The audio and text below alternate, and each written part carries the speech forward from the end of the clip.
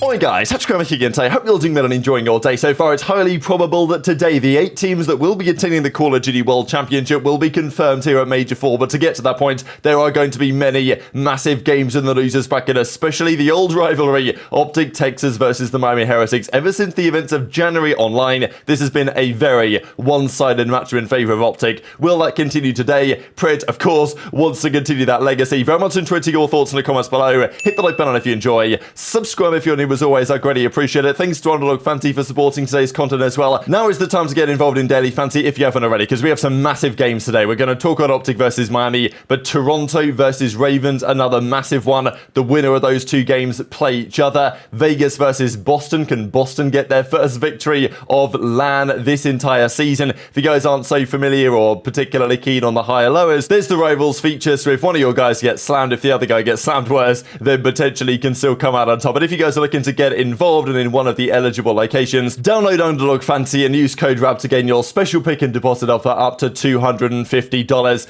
Play responsibly, of course, if you choose to. And let's get straight on into the action because, wow, Thieves versus Miami yesterday was a banger. I thought it would be. I thought maybe a Game 5 Miami dub. And to be fair, if it went Game 5, Karachi search, you got to think Miami would have been favoured there. But in the end, Thieves do enough. They don't squander another 2-0 advantage. They win the Game 1. They win the Game 2. Game 3, though, on what is a pretty decent map for Miami here on this high-rise control. They take that one in round 5. But it was this Game 4 that was causing all the drama of the day because, well, okay, there was other drama of the day, obviously, but this was a crazy map. Miami went up 124 to 14. I think it actually got to like 143 to 17. They were up by well over 100 points. It looked like it was going to be over. But Miami, they obviously got a bit comfortable. They started to squander some opportunities at the start of the second rotation, and all of a sudden they brought the big comeback. I know that Octane as well was giving lots of credit in this series to the Los Angeles Thieves listening, which I did note as well, that their comms sounded substantially better than they have done previously. Look, Thieves know, Jacob and Shay know what it's like to have good comms on a roster. Octane and Kenny were there just last year, but this season, of course, it has been a bit of a problem for them. I do think that even, you know, if you want to be a real top team, you do need top-notch communication, and Thieves are seemingly kind of getting to that point. And there was lots of talk as well coming into this tournament. Thieves, they've been pretty terrible on LAN so far this year. Was that going to continue here? Obviously, Miami, they couldn't win a map on LAN at the start of the season, but then last major they started to turn it around. But even Thieves, their LAN record isn't good, but I did think in this particular environment, they did have a better chance. This, though, was like an unreal situation. I've watched this a few times to try and figure out exactly how Miami managed to squander this. But effectively what happens is, number one in the hill, there's no trophy. So the nades are come flying through here, and number one in ReeaL, he actually gets out of the points. There's only 10 seconds for the win. It looks like for sure Thieves are going to lose this one. And to be fair, Thieves should have lost it. Then they probably should have won it. Then they bottled this rotation. Miami get the dub. And then they bottle it, and like Ghosty gets a two-piece in the top ropes there.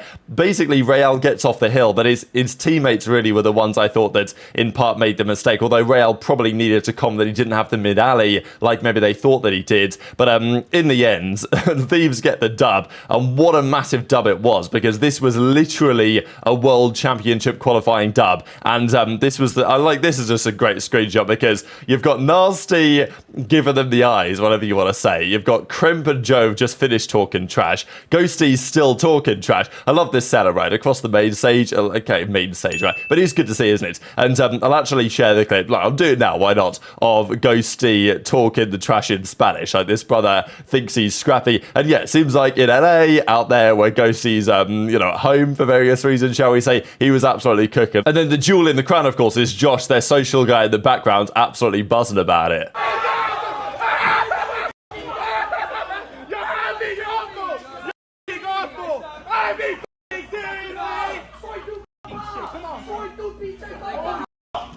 So this was it for the Los Angeles Thieves. Victory here, 60 points on the board, secures themselves the spot at the World Championship, right? And as they say, punch their ticket to the World Championship. Miami go down. Now, Miami might still be okay to qualify for champs. It's not guaranteed, but they're still in a pretty solid spot, and we'll see the evidence of that over the coming minutes. But ideally for Miami, they would beat OpTic today and absolutely secure it and lock it up. This is crazy, though. Ghosty drops, I mean, in such an important series as well, to drop a 1.5 to get to winners round 2. He actually has now the 3rd highest KD on LAN this year. Now, the sample size is smaller because they've been getting slapped out of the tournaments in the early rounds. So, but still, we're 4 majors in, and Ghosty now has a 1.17 on LAN, which is only behind Scrappy and Cellium in terms of LAN KD. And yeah, this is that 108 kill, 1.52 KD series. So many takeover moments from him, but it's not like the team was falling behind too far either. It's just, if you're Thieves, you've got to absolutely ensure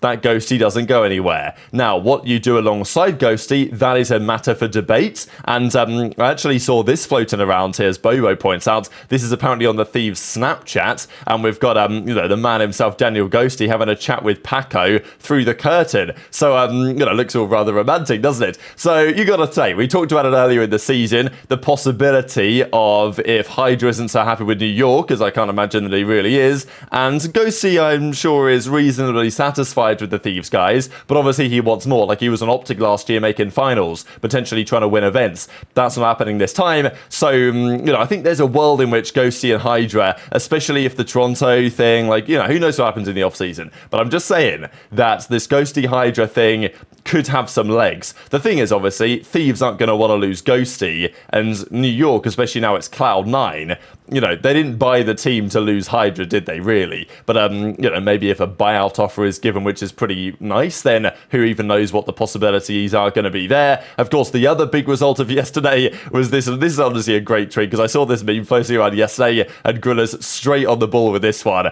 Ultra, they've got everything in their favour, but no, the power of friendship just too strong on the Los Angeles Grillers.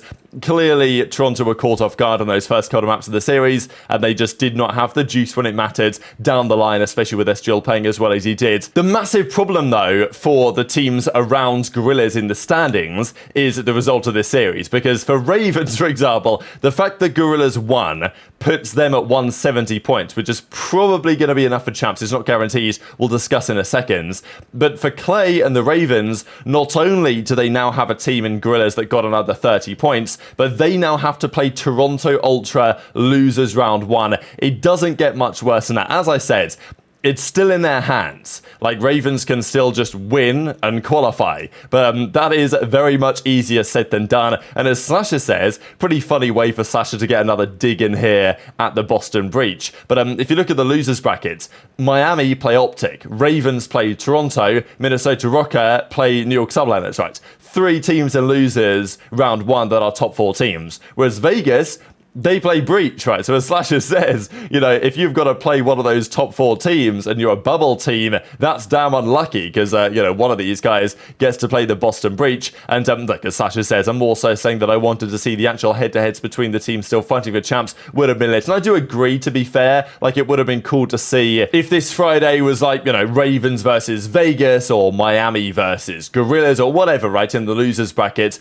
just so effectively winner goes to champs, loser doesn't. But to be fair, as it's turned out, the storylines are still incredible regardless. But as a result of that, it is pretty likely that today we will find out which 8 teams are going to go to the World Championship, and that is based on what we see here. So this is the updated standings. Surge now at 200, Thieves at 195. The theory was, coming into this event, 170 would probably be enough to make it. We now have 8 teams at 170. So there is a good 85-90% chance that the 8 teams we see here, Surge, Thieves, Miami, Gorillas, are going to be the 8 teams that actually make it to champs.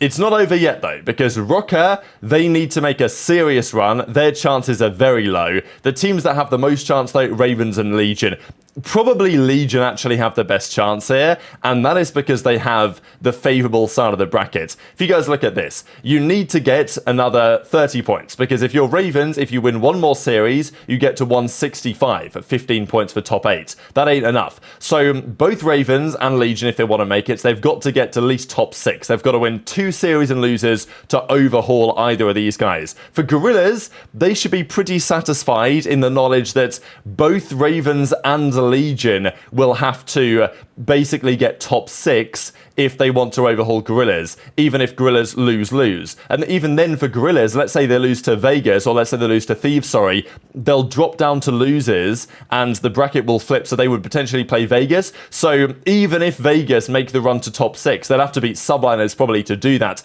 Even if Ravens make the run to top 6, they'll have to beat Ultra and possibly OpTic to do that. That scenario would mean that Gorillas go not to the World Championship, but even then, Gorillas would play Vegas in losers to potentially knock them out and therefore still qualify. So Gorillas are in a really nice spot. And Miami have the head-to-head over Gorillas, so therefore Miami need both Ravens and Legion to get top 6, whereas for Gorillas, you know, just one of those things happening would be enough to knock them out, of course, because they're the 8th seed. But as I say, if it were to be Legion that make the run to try and overtake Gorillas, then Gorillas would still have the opportunity to knock them out of the tournament themselves to keep on going. So, you know, it's pretty much madness in the losers bracket, but it's especially difficult for the Carolina Royal Ravens, no doubt about it. But today, the big series really that people are looking for is OpTic versus Miami Heretics, right? Because this has been in many ways one of the stories of the season. They played each other back in January online, I think it was January anyway, and Vikul famously threw up the 3-0 sign that's on the thumbnail. Ever since then, Pred did not take too kindly to this and has basically decided to slam them every time they have played them ever since then. Like, it's never even been close, to be fair. On LAN, online, OpTic have always slammed Miami. So, will the same story continue again? Quite possibly, yes, but honestly, who knows? Like, the league has been in a strange spot the last couple of weeks. OpTic have clearly regressed substantially, but then again, they're still in losers round 1, as are Toronto, and of course, vastly different online results there. Miami, though, I think could win this series, and it would be an incredible script written if the league has actually put this together, that after getting slammed all year, when it actually matters for World Championship and the final major of the season to give OpTic some momentum going into the World Championship, Miami get their revenge. Even this is back at the start of June. Miami will pay, Pred says, when they played them last. So, of course, that's what happened at the start of the stage when they played with Purge, but since then they've lost every single series. So, look, is Pred going to be happy about this? Sure, like, he wants the opportunity to beat these guys again. But then again, is OpTic's confidence where it necessarily should or needs to be? That is a matter still for debate. And, you know, of course, we've still got classic memes like this getting thrown around. Miami will pay for this after the difficult run that OpTic out of the qualifiers. Apparently, Miami are going to pay. We'll see how OpTic come out today, but they do play the final game of the 4. Well, it's not actually the final game of the day. There is one more, but these are the 4 games of the day. So Toronto play Ravens first up. If Toronto win, as they should, as they are favoured to, Ravens are not going to the World Championship. Can Ravens win? I think, look, if Gorillas can beat them, Ravens can beat them, but it's just tough to look at, isn't it? Like, Ultra have got to surely make a bit of a loser's run here. Then Vegas, Boston. Frankly, I don't really care. Boston have not won a series on LAN all year. Will they finally break that curse? Because London broke that curse last year, famously, at the final major. Maybe. I actually can see Boston potentially winning this one, but I feel like there's nothing on the line for Boston anymore. Like, their even if Boston win the major, they can't make it, because they can only get to 160 now, and 170 is the bare minimum cutoff. So, you know, it's chalked for them. Vegas have more to play for. I feel like they should win. Rocker, I just don't like their team. So, you know, I've got to take New York, and then OpTic Miami. I feel like this is either going to be an absolutely dominant 3-0 for OpTic, like Pred just whips it out and, you know, they just get ran through, or Miami, you know, somehow win a game 5. I feel like there's only 2 options here. It's either OpTic slam them or Miami, like, clutch in 5. I don't know how it's going to go. I'm looking forward to it. And then the final series, I'm pretty sure, is going to be Vegas, Boston, Subliners, Rocker, whoever's going to get through to top 6. But hit the like button if you enjoyed. Subscribe if you're new. Take care. Thanks to Underdog Fantasy for supporting the content, and I'll see you next time.